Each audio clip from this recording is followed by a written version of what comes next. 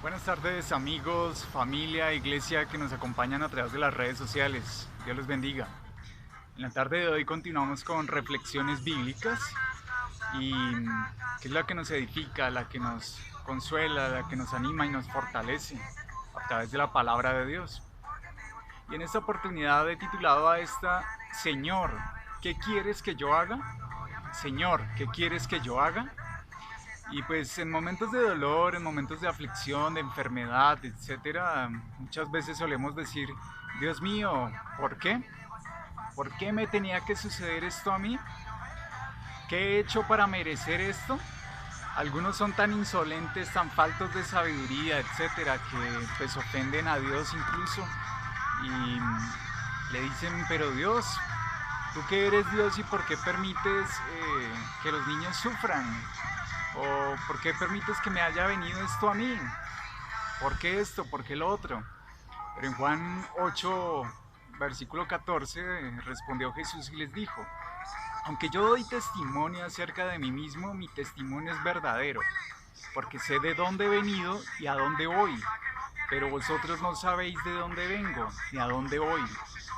Y si el Señor estuviera frente a ti, de manera literal, corporal y física, tú pudieras hacerle una pregunta, ¿cuál sería esa pregunta?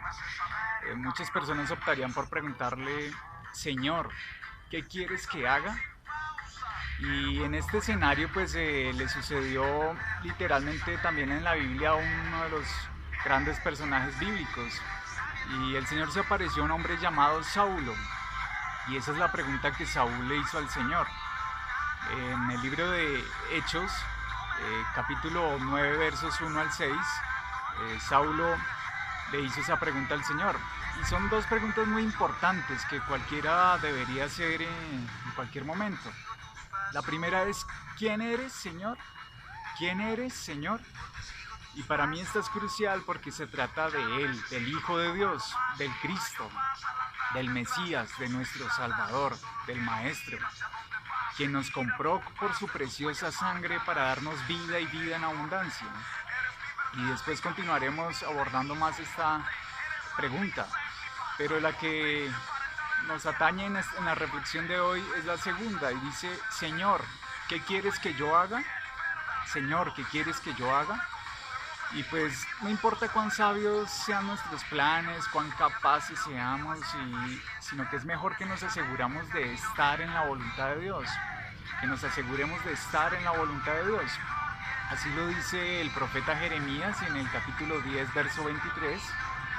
Y luego el Señor promete una orientación.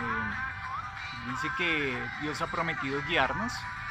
Dios ha prometido guiarnos, lo dice en el libro de Hechos capítulo 9 verso 6, que es nuestro texto clave. Hechos capítulo 9 desde el versículo 1 hasta el versículo 6, donde pues el Señor prometió decirle a Saulo lo que debía hacer, porque Saulo iba de camino a Damasco y el Señor le salió al encuentro a Saulo y vino una luz muy fuerte que dice que lo tumbó del caballo, y Dios le estaba enseñando varias cosas muy interesantes a Saulo y tenía que revelarse a él de alguna forma. Entonces, esto demuestra que el Señor quiere revelarse a cada uno de nosotros. El Señor quiere revelarse a ti y el Señor quiere revelarse a mí. Así también lo dijo el apóstol Pablo en el libro de Efesios capítulo 2 verso 10. Dios tiene un plan para nuestras vidas, Dios tiene un propósito. Desde antes de la fundación del mundo dice que eh, ya el Señor ya nos tenía nuestros planes. Otro siervo de Dios dijo: mi embrión vieron tus ojos. Es decir, que desde que estábamos en el vientre de nuestra madre, en la formación, allí ya el Señor tenía planes con nosotros. También lo dijo el salmista en el capítulo 37, verso 23, eh, donde el salmista le pide al Señor que dirija los pasos, que dirija sus pasos, y que el Señor aprueba nuestro camino, es decir, que Él es quien nos da el norte, y nosotros podemos pensar muchas cosas acerca de nuestro futuro, pero Dios es el que da la última palabra. Así también lo dijo el salmista en el capítulo 32, verso 8.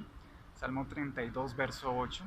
El libro de Isaías también, el profeta, uno de los profetas mayores, también le dijo en el capítulo 58, versos 11, y Salomón en Proverbios capítulo 3, verso 6, dice que, en otras palabras, dice que el Señor es el que guarda, el que guía el camino, que no seamos apoyados en nuestra propia prudencia, en lo que nosotros creemos que parece bien, sino que sea el Señor es quien dirige nuestros pasos. Y los que conocemos al Señor pues somos bendecidos, tenemos un Padre por encima de nosotros que controla todas las cosas. Él es quien gobierna sobre todo lo que existe a nuestro alrededor. Y tenemos también un Salvador a nuestro lado, dirigiendo nuestros pasos. Jesús precisamente significa la palabra Salvador. Y tenemos el Espíritu dentro de nosotros que nos guiará, que guiará nuestros corazones, que guiará nuestra motivación, que guiará, si es que le pedimos a Él que guíe, que gobierne.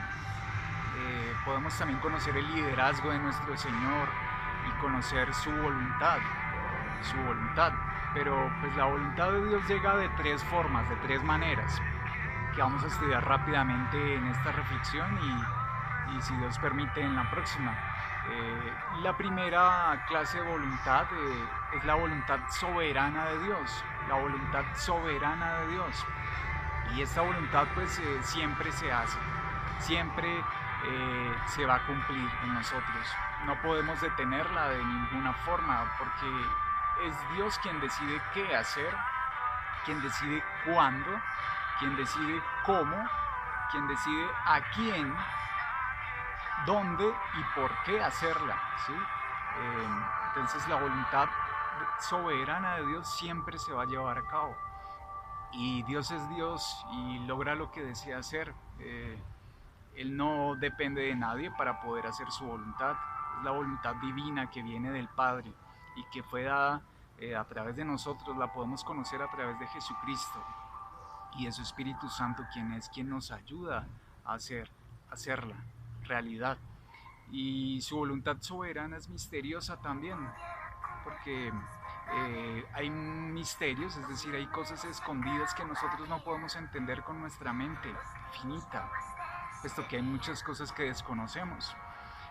No podemos tampoco saberla, saber todas las cosas que suceden en este mundo. Hay muchas cosas que no entendemos, pero solo Dios la conoce por completo. Y pues uno de los ejemplos es que un ser amado enferme y muera, ¿sí? Es muy difícil. Yo lo digo por experiencia propia. Mi madre, Estelita, ella murió precisamente en una época como esta, un 31 de marzo. Pero lo que sí sé por la palabra de Dios es que ahora está muchísimo mejor con el Señor, porque Él la liberó de toda enfermedad, de toda aflicción, de todo dolor. Y la palabra de Dios también dice que la volveremos a ver. Entonces, si tú también sufriste la pérdida de un ser amado, por la palabra de Dios sabemos que los volveremos a ver en el día glorioso que Cristo regrese. Así lo dice 2 de Tesalonicenses. Y así también sucederá con todos los muertos que han creído en Cristo y que amas. Amén. Entonces, esa es la voluntad soberana de Dios. También lo dice en Deuteronomio capítulo 29, verso 29. Y hay ciertas cosas que nunca entenderemos hasta que lleguemos al cielo, ¿sí? Hay muchas cosas que no son escondidas, pero allá, cuando seamos transformados, ya no con esta naturaleza, sino con la naturaleza gloriosa, entonces las entenderemos allí. Y Dios es soberano, y Él dice también en su palabra que ni la hoja de un árbol se mueve sin su permiso, ¿sí? Y otra categoría de la voluntad de Dios es la voluntad moral de Dios, la voluntad moral de Dios. Hay ciertas cosas que Dios dice que son buenas y ciertas cosas que Él dice que son malas. Por ejemplo, está mal cometer fornicación, lo dice, el Señor lo estableció en los 10 mandamientos. Está mal robar, está mal asesinar, está mal mentir, el orgullo está mal. pero también hay varias cosas buenas, que el amor es bueno, la justicia es buena, la honestidad es buena, la bondad es buena. Entonces esa es la voluntad moral de Dios. Y su voluntad moral pues no va a cambiar ni para ti ni para mí, porque hay un estándar fijo del bien y hay un estándar también fijo del mal, porque Dios lo ha dicho. Y su voluntad moral se encuentra en la palabra de Dios, se encuentra en la palabra de Dios. Otra categoría de la voluntad de Dios es la voluntad particular. La voluntad particular de Dios, es decir, una voluntad específica que Él tiene para ti y para mí. Es una voluntad especial de acuerdo a cómo somos, a cómo Dios nos ha creado. Dios tenía una voluntad particular para Saulo que después llegó a ser el apóstol Pablo. En Hechos capítulo 9 versos 15 al 16, el Señor le dijo a otro siervo de Dios, a Ananías, le dijo: ve, porque instrumento escogido me es este. Porque el Señor había escogido a Saulo, antes había sido un perseguidor de la iglesia, y ahora Dios lo eligió como apóstol, y vaya que apóstol llegó a ser este gran hombre de Dios. Pero tuvo que ser confrontado con la voluntad de Dios, tuvo que ser confrontado con lo que Dios quería para él. Y esto mismo Él hace contigo y conmigo. ¿Y cómo vamos a responder a ese encuentro con Dios? Pues Dios eligió también particularmente para ser un vaso elegido, para ser un instrumento. Que eso es lo que somos nosotros ahora como creyentes, como cristianos. Él va haciendo un proceso en nosotros que nos va limpiando de aquellas cosas impuras que nos sirven. Es como la vasija de barro con el alfarero. El alfarero tiene que darle forma y sacar lo que nos sirve. Y Dios tiene una voluntad especial. Dios tiene una voluntad especial y particular contigo y conmigo. Por ejemplo, Dios puso soberanamente su amor sobre nosotros y nos salvó. ¿Sí? Esa es la voluntad de Dios principal, la salvación nuestra, la nuestra y la de nuestra familia. Otra clase de voluntad específica es que si por ejemplo nos casamos, pues existe la voluntad moral de Dios de que nos casemos con una cristiana, nosotros como hombres, o en el caso de las mujeres con un cristiano. Esa es la voluntad de Dios. También lo dice en 2 Corintios capítulo 6 verso 14, donde nos dice: no os unáis en yugo desigual. Y Dios también tiene una voluntad particular contigo y conmigo, y esto se puede ver, por ejemplo, en la persona específica con la que nos vayamos a casar. Ya para terminar, pues el interés individual de Dios en nosotros demuestra su gran amor por nosotros.